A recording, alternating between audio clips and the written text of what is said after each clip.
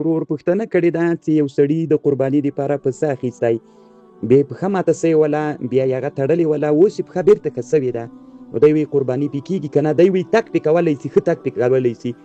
محترمه د مونږ حنفي فقها داسې وایي والعرجا ګوډه قرباني چې ده پرې نه ده جایز، خو هغه ګوډ التي لا تمشي الی المنسک چې که ته هغه د ذبح حجي ته بوځې تللی نه سي او که تللی سي بیا په دغه قرباني په دغه مال باندې بیا قرباني جایزه ده وروره.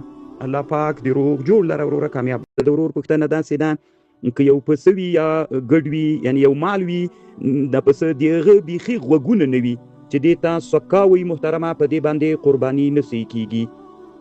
او که چیرته غوږونه ول یعنی بیخي خلقتا غوږونه نه ول په دې نه صحیح کېږي، دې ته سکا وایي.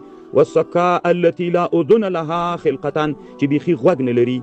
او که چیرته درلودل خو واړه واړه غوږونه ول یعنی اسې فطرتا خلقتا یې واړه واړه غوږونه ول نو فلو لها اذن صغیرة خلقتا اجزأت، بیا جائزه ده چې دې ته سمعا وایي. بیا علامه دغه محترمه دغه مسله دور المختار او جمع رد المختار کیسته ده وروره. الله پاک د روغ جوړ لره کامیاب